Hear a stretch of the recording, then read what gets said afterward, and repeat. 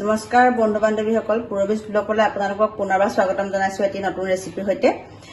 আশা কৰোঁ আপোনালোক সকলো কুশলে আছে। মই আজি অতি কম সময়ৰ ভিতৰতে কম বস্তুৰে কেনেদৰে ৰাজমাহ বনাব পাৰি তাকে আপোনালোকৰ লগত শ্বেয়াৰ কৰিব ওলাইছো। যদি মোৰ ৰেচিপিটো ভাল পায় তেনেহ'লে এবাৰ ট্ৰাই কৰি চাব আৰু কমেণ্ট কৰি জনাব কেনে পালে। লগতে মোৰ ভিডিঅ'বোৰ লাইক কৰিব, শ্বেয়াৰ কৰিব আৰু মোৰ চেনেলটো ছাবস্ক্ৰাইব কৰি দিব।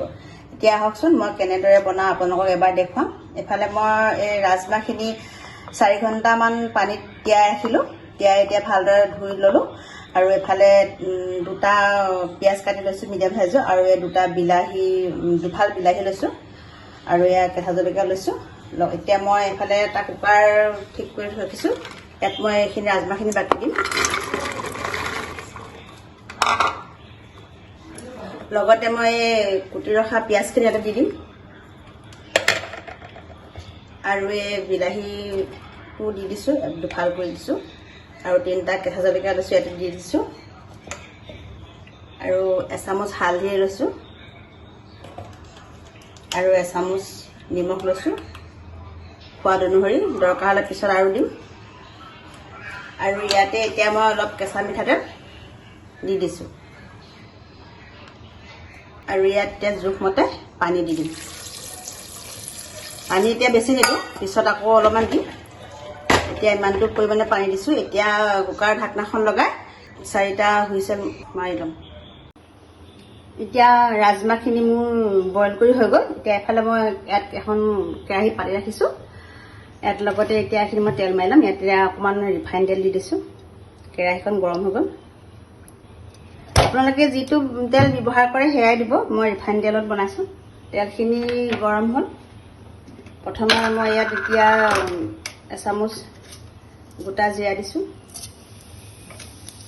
আৰু লগতে এখিলা তেজপাত দিছোঁ আৰু এইকেইটামান লং, ইলাচি, ডালচেনি মই অলপ থেতালি লৈছিলোঁ। গেছটো কমাই ৰাখিব আৰু লগতে আদা, নহৰু লৈছোঁ, থেতালি লৈছিলোঁ।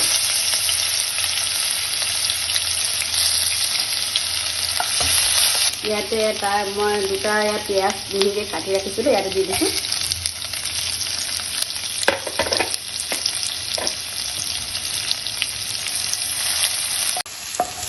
এতিয়া পিঁয়াজখিনি ভজা প্ৰায় হৈ গৈছে। ইয়াত এতিয়া মই অলপ কাশ্মীৰী মিৰ্চি পাউডাৰ দিম কালাৰ হ'বৰ কাৰণে।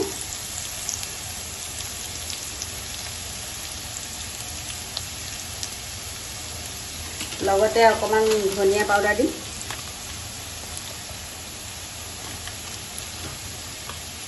এতিয়া আকৌ অলপ সময় লৰাই দিম।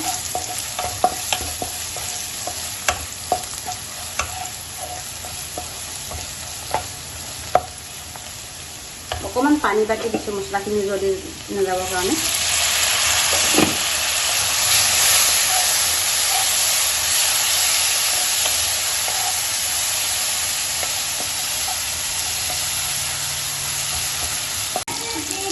মছলা ভাজি হৈ গৈছে। এতিয়া ইয়াতে মই বইল কৰি ৰখা ৰাজমাহখিনি দি দিম।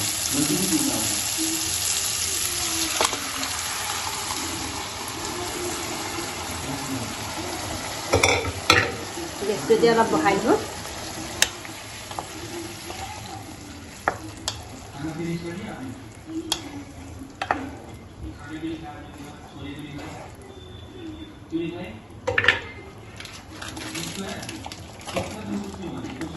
এতিয়া ইয়াতে অলপ ৰাজমাহ মছলা দি দিব।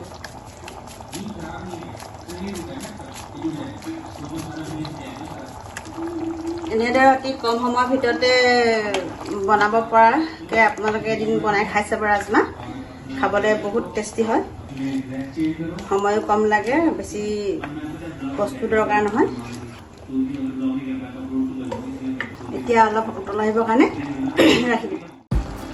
মোৰ ৰাজমাহ হৈ গৈছে। ইয়াতে অলপ কচুৰি মেথি দি দিব।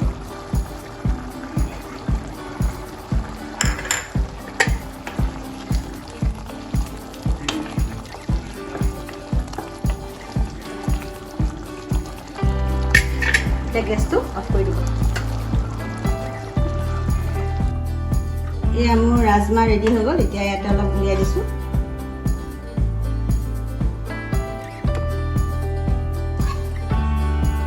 যদি মোৰ ৰেচিপিটো ভাল পায় তেনেহ'লে এবাৰ ট্ৰাই কৰি চাব আৰু মোক কমেণ্ট কৰি জনাবলৈ নাপাহৰিব। পুনৰ এটা ৰেচিপি লৈ অহাৰ আশাৰে আজিলৈ